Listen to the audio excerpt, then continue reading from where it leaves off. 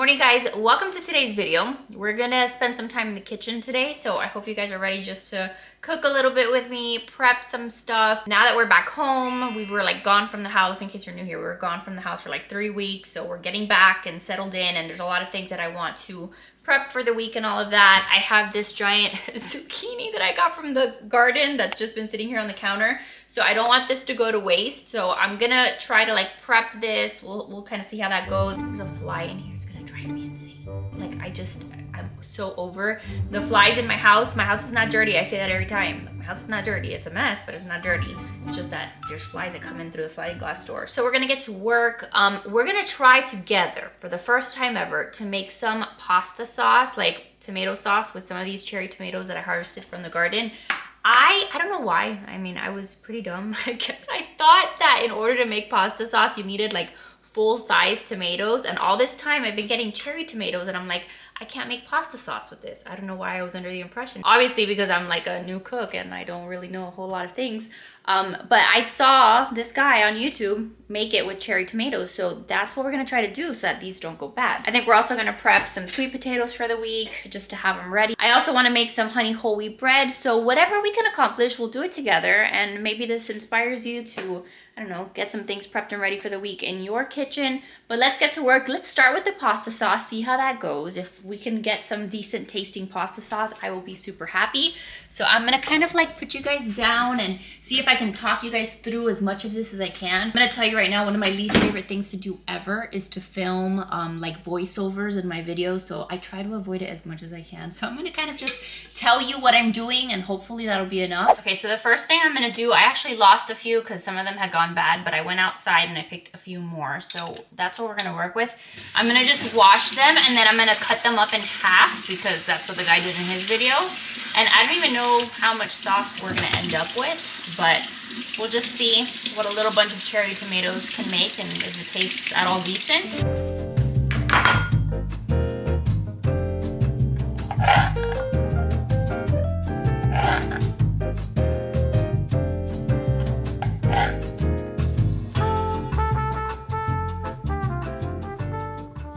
Alright, so the guy on the video said that to some kind of pot or whatever, you're gonna add a little bit of olive oil. So that's what I'm gonna do. And then he used regular garlic, like fresh cut up garlic. I don't have that. I have some minced garlic, so I'm gonna add that in. I would love to know if you guys have ever made pasta sauce like straight from scratch, like whole tomatoes, like that you've made sauce with. If there's like a perfect recipe that you have, let me know. I'm literally just winging it to see if it's even possible to make sauce. So I don't have specific measurements. I'm just throwing in a bunch of garlic, and then as I go perfecting this, you know, with time, like we're gonna need some time, then I'll go like adjusting. But I straight up didn't think that you could make this with cherry tomatoes. So I'm glad that at least now I have another use. I know that sounds so stupid too, like thinking about it. Like, of course, they're just like regular tomatoes, they're just smaller. I just don't know why I thought I needed like a huge batch of tomatoes to make sauce, or like full tomatoes.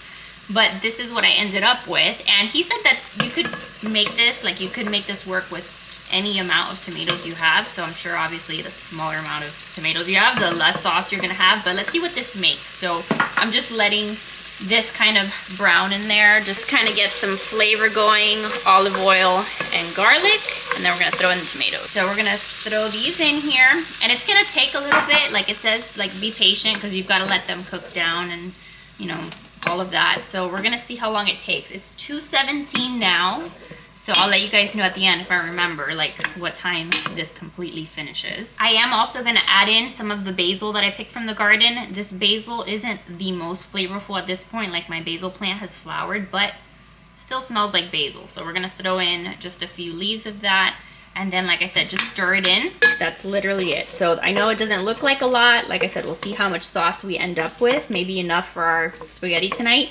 He said also you could add in this, like the salt now if you wanted to add salt, but I'm gonna wait till I can taste it to see how much salt I'm gonna need. Okay, so I'm trying not to get like my entire camera lens full of steam, but that's what it's looking like. It's been 3 minutes, you guys. It's 2:20 right now. But you see like the juices start like simmering, and we're just gonna keep watching it and see how it thickens up. But so far, I'm at least happy that we gave this a try and that these tomatoes don't have to go to waste. All right, so while that's going, while it's still simmering there, I'm trying to make the most use out of quiet time right now while the kids are napping. So I'm gonna go ahead and peel these sweet potatoes so that we can chop them up and roast these, because I am planning on having them for dinner one day this week. So that way those will be ready to go.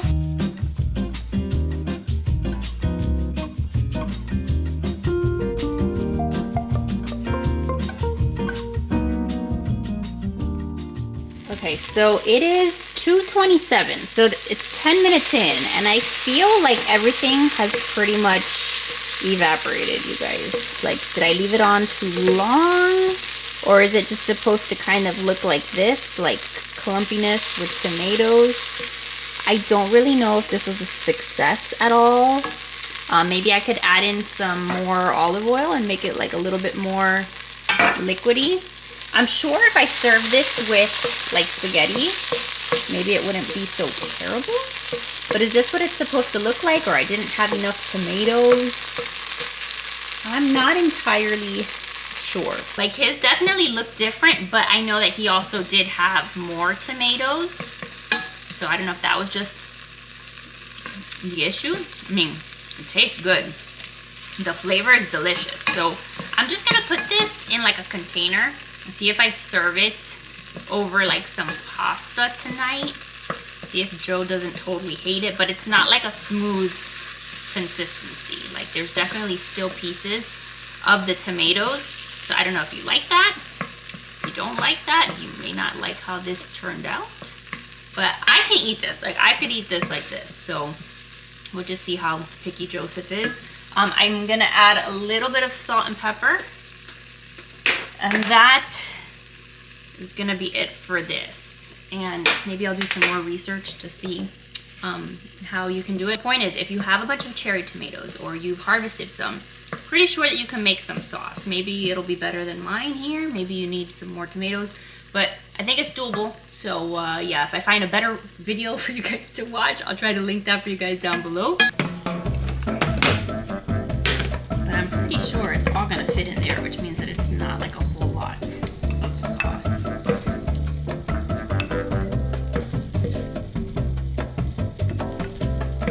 So there we go. That is what I got. I can put some fresh basil on top if I wanted to, serve it over the spaghetti, but I thought honestly that there would be more, but that's what we got. All right, we're gonna switch gears. We are going to make some sweet potatoes and sweet potato fries, but I'm also like, I'm playing the game of like the timing of all the things to maximize the time in the kitchen. So I'm gonna go ahead and start the honey whole wheat bread that I wanna make. It's gonna take a little while to make it, so I'll try to like, you know, have like pick up the camera and like all the steps that I do. But for now, I'm gonna start the process, which is mixing water with yeast. This isn't a sourdough bread recipe, and I've shared this recipe here before. And maybe one of these days, if you guys wanna see more like dedicated videos to specific things, let me know. Maybe I can do that. Like every once in a while, do like a, I don't know, like a foodie Friday, like just focusing on one thing. I don't know, you guys give me feedback on what you want to see in terms of like food. How do you like to see content? One dedicated video, like on maybe like a bonus Saturday video or something, but then like other like meal prepping and cooking videos along the way. Okay, so all you need to get started is water and like a little dry active yeast packet. And you gotta wait for it to kind of bubble up. So I'm gonna do that now, and 2 teaspoons of sugar. You got the water, the 1 little packet of the dry active yeast. Then you add in 2 teaspoons of sugar. And then you're just gonna mix this up. And you're gonna wait till it kind of gets bubbly. So we're gonna set this to the side, work on the sweet potatoes. So we've got sweet potatoes. I'm gonna chop them up. Some of them I'm gonna do like French fries, and then some of them I'm just gonna do cubes.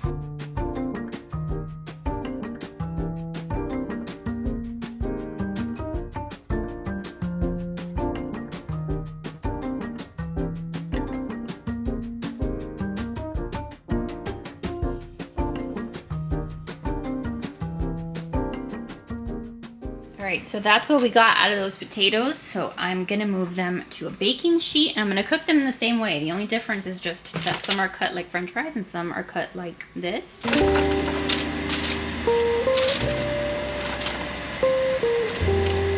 Okay, and then whenever I put them on here, I'm just trying to play Tetris a little bit, just so that they're all like laying flat, so that they're not all on top of each other, so that they'll be a little bit crispier. And then what I do with my sweet potatoes, with all my veggies really, I cook them all the same. I put olive oil, salt and pepper, and then sometimes I'll put like garlic powder, so I might do that. But I just coat them in olive oil, salt and pepper for the most. But there's really nothing to this. I went to my friend's house the other day and she made regular French fries from scratch with regular potatoes. So you can do this with regular potatoes, with sweet potatoes. I know that almost all of you guys watching this already know this piece of information, but in case you don't, now you know. I'm sure you could also air fry these. I'm sure you guys do like air fryer stuff. I don't have an air fryer. I've never really cooked with one. Why am I running out of pepper? So annoying. Sometimes if I care a little more, I'll put like everything in a bowl and then like put the olive oil, the salt and pepper in the bowl so I can like evenly mix all of it like together so it's evenly coated. Today, I really don't care as much and my house is gonna be on fire. Do you guys see that smoke? I made pizza the other day and like some of the cheese fell to the bottom of the oven.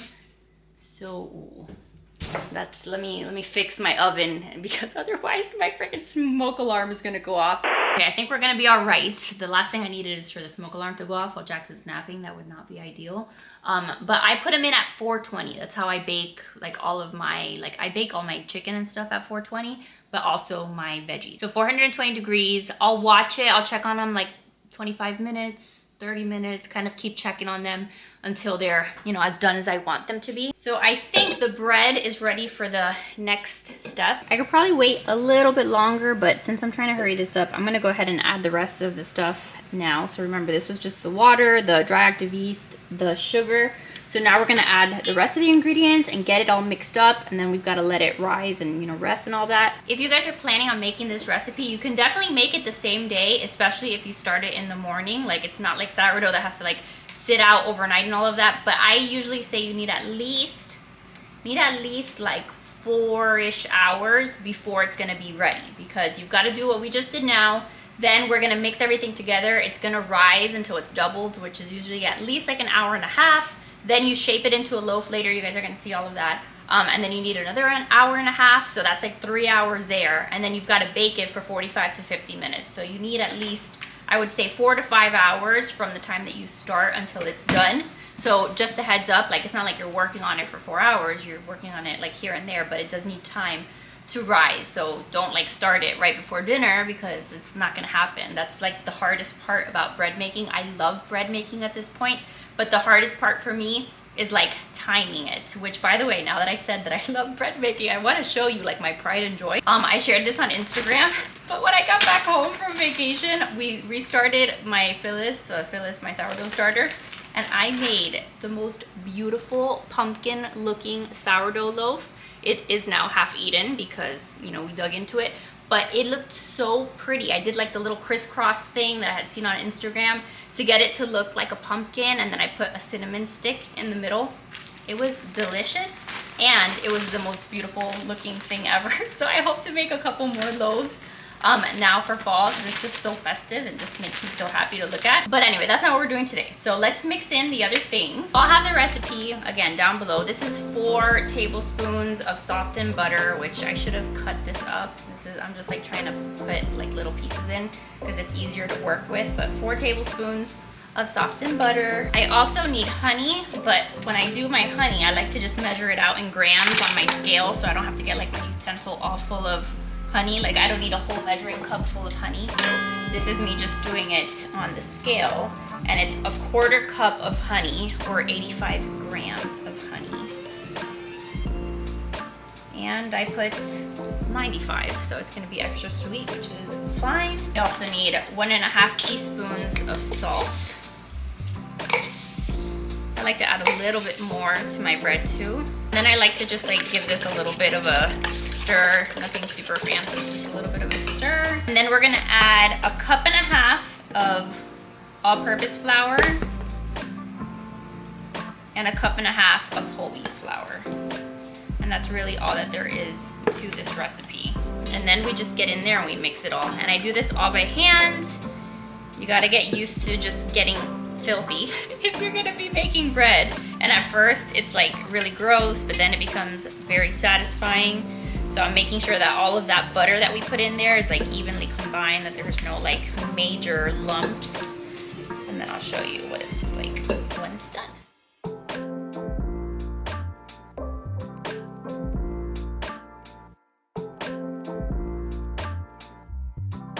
See, as you go mixing it, it starts to kind of form something that resembles dough a little bit more. So just keep at it, keep kind of like lifting it and like pushing it back in on itself. I'm like the worst explainer of all the things, but do something that kind of looks like that and just pick it up. And then you could add a little bit more flour if you don't want it to be like so sticky. If you want to add like a little bit more, that's fine. We're just trying to scrape off all the stuff from the side, like all the dough that's sticking to the side of the bowl as much as possible.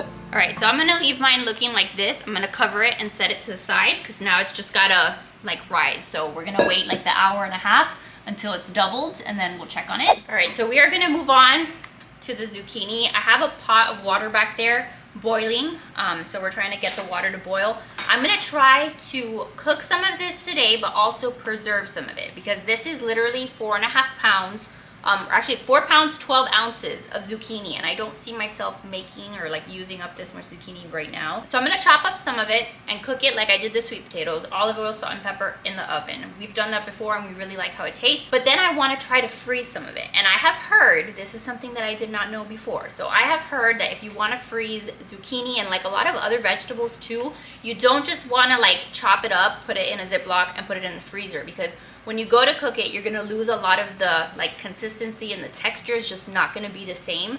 So that's what I've learned from like the research that I've done. So instead what you have to do is you have to blanch it. And again, I didn't even know what blanching was, never blanched something before in my entire life.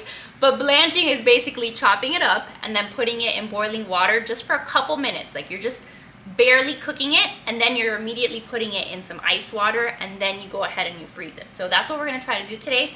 But first, let's go ahead and chop up this mammoth zucchini. It is quite larger than my head. It is pretty, I mean, it's a child at this point, so I don't know, I kind of feel sad.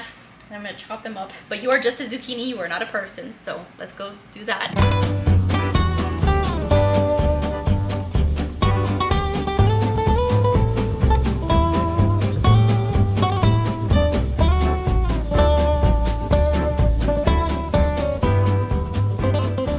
Okay, so it's been 25 minutes since I put the sweet potatoes in. The timer is beeping right there. So that's what they're looking like. The fries look really good.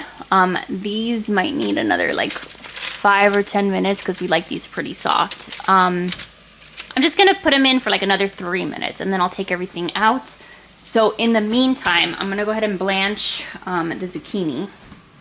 So I chopped up some of the zucchini. I did have to remove the seeds, you guys, because look how large the seeds are. I think it says online that like you can normally leave the seeds in because they're small, but because this is like a monstrosity over here, the seeds are big. So I took them out. I think that's what you're supposed to do. Like, do not quote me because I'm not entirely sure. But we're gonna go ahead and dump all of this into the pot, except for these. We're just gonna leave those out, okay? But we're gonna wait until this boils again, and then once it starts to boil, we're gonna do that for like 2 minutes. So maybe these want to make it back in, I guess not the ones on the floor.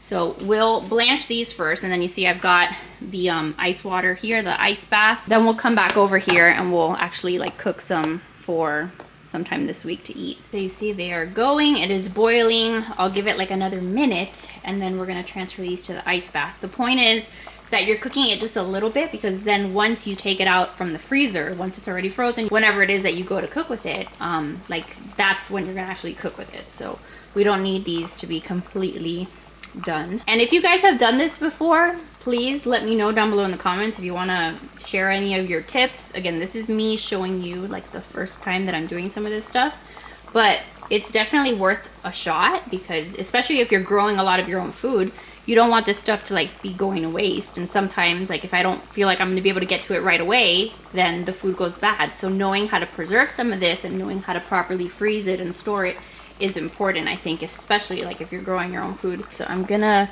go ahead and turn off the burner, and then we'll just transfer this very carefully into the ice bath. And that's like all there is to it. You just put it straight in there. And then you're only gonna leave it in there for like a minute or two also. It doesn't have to be like a long time.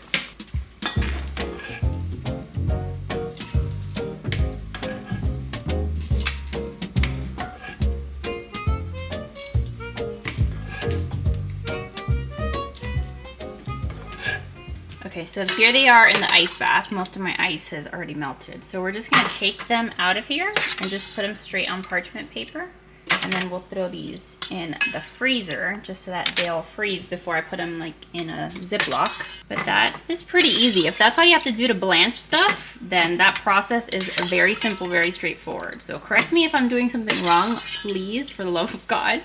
But I think that that's just like an easy thing that you can do with some of your veggies. And by the way, the whole like freezing things on a baking sheet, like that's something, again, very simple and straightforward, but I also didn't know this piece of information until like this year. But a lot of times when you're gonna put stuff in the freezer, instead of just chopping it up and then putting it in a Ziploc, or you know, I don't know, if you make like cookie dough balls and put them in a Ziploc bag, if you put that stuff all in a Ziploc before like freezing it like this, when you go to take it out of the Ziploc, it's all gonna like clump together and it's all gonna be like one giant thing in a Ziploc bag. So you freeze stuff like this so that individually it kind of like gets frozen, and then you can put it in a Ziploc so that it kind of prevents some of that like clumping together. So very simple concept, but maybe you don't know it. I definitely didn't until very recently. So let's see if I have even any space in my freezer. Hopefully it'll close.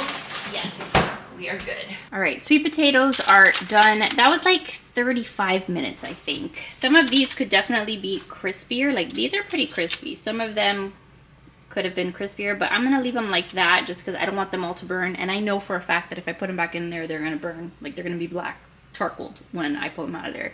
So this is pretty good. I'm gonna let them cool down and then I'll put them in some Ziplocs. And now I was about to say, oh, what a miracle, Jackson is still sleeping, and then I just heard him. So I'm gonna give him a second to collect himself before I go up there and get him, because if I go up there and get him the minute that he has woken up, he's gonna be super grouchy. So I'm just gonna give him a moment, and I'm gonna keep working on this zucchini. I decided that I am gonna chop some up. It is so hard to cut this giant zucchini. I don't recommend leaving them this large to cook with. I've even heard that they don't even taste that good when they're this big. It was just like my surprise when I got home after being gone for 3 weeks. But I'm gonna cube some up to cook, because that's how Joe and I like ours, by the way. Some people chop them up into like little circles, little discs.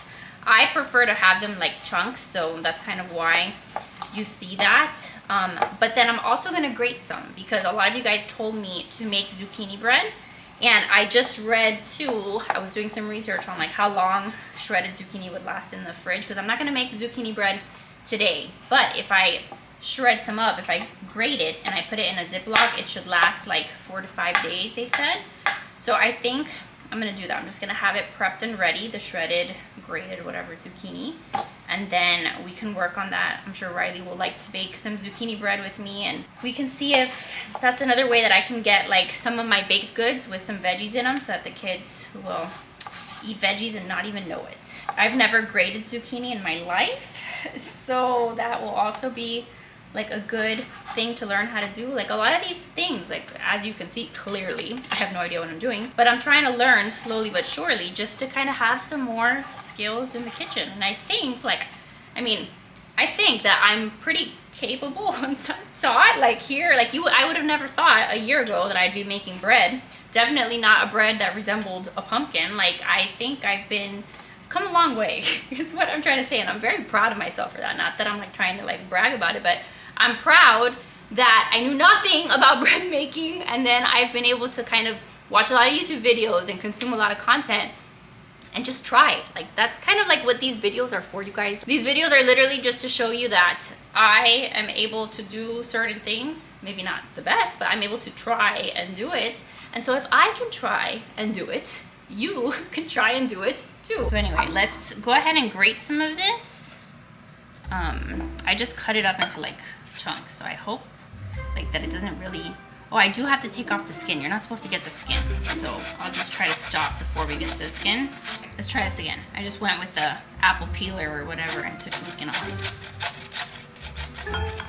Am I doing this correctly?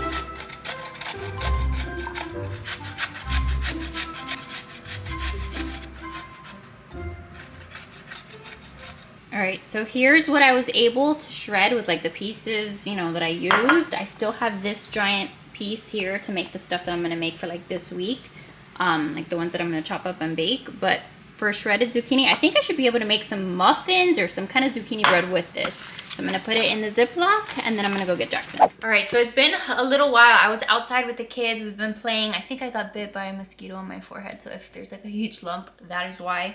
But it's now 5:20. So it's a little bit longer than I was gonna wait for the bread. So this has probably been sitting here more for like 2.5 hours at this point. I waited a little bit longer, but like you can see, the dough has definitely doubled. So we're gonna go ahead and move on to the next point, which is just like making it into a loaf shape. This is pretty simple once you get the hang of it. I'm just gonna put some ham on my baking thing and then clean your surface and then just add a little bit of flour to your surface so that it doesn't get stuck to the counter. And all you're gonna do is just take the bread out of here, just let it plop right on the counter. It's like a lot fluffier now. And then you're just gonna make it into like a loaf. So there's no perfect way to do this. I am not a master at making this the perfect shape or anything like that. I do think I need a little bit more flour so it's not so sticky. But you're just trying to make it into like the loaf, like the football shape. So you take some of it and you put it under. And again, there's probably a million better ways to do it. But I've always kind of done it like this and it still tastes delicious. So even if it looks really bad, just know that it can still taste delightful. I'll take my little pan and just plop this right in here. And then we're not baking this just yet. We're gonna let it rise again. So we're gonna wait another hour and a half. And then you guys are gonna see how much more it's risen by then. Can you put the red button, please?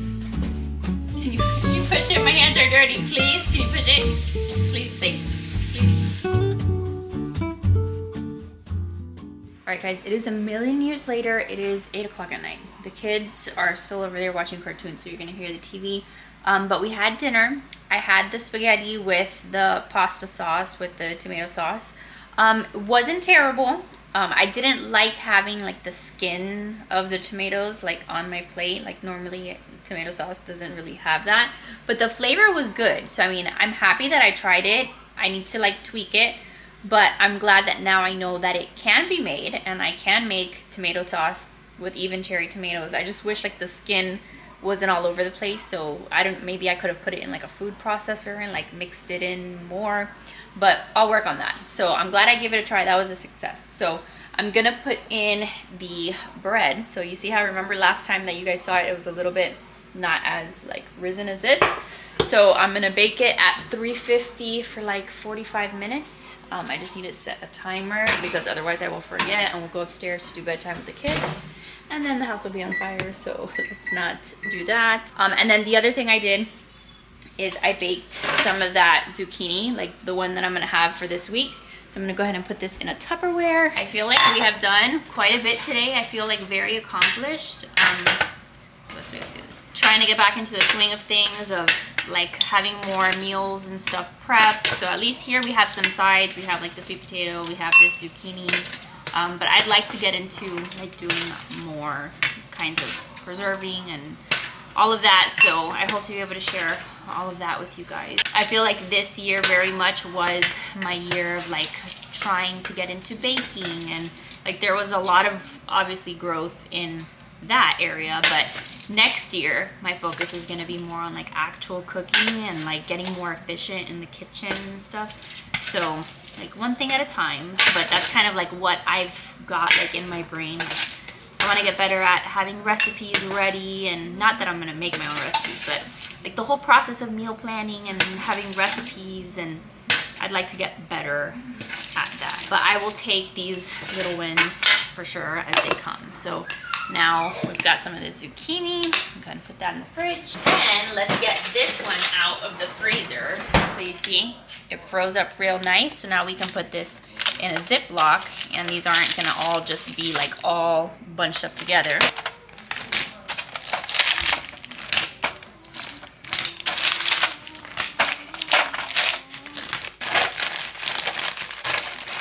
So yeah, last thing on my list will just be to show you what the bread looks like when it's all done. So I will talk to you guys in about 40 minutes. All right, bread is done. And look at it, it smells so good. My house smells so delicious. It's one of my favorite things to make, like if I want the house to smell super good. And of course I cannot do this with one hand, but that is our bread. So I'm gonna let it cool. And then this is what the kids will eat with like sandwiches and toast and all of that. It's just like, you know, like a loaf of bread that you can like slice up. So I'll let it cool, and then maybe in a second I'll show you a slice. All right, bread has cooled, so I'm gonna slice a little piece just to show you what the inside looks like. And there you go. So we have perfectly good bread that we can use for sandwiches, or if we just want to eat a piece of bread like this. It's one of my favorite things to make, so I'm glad that we made it. You want a piece of bread?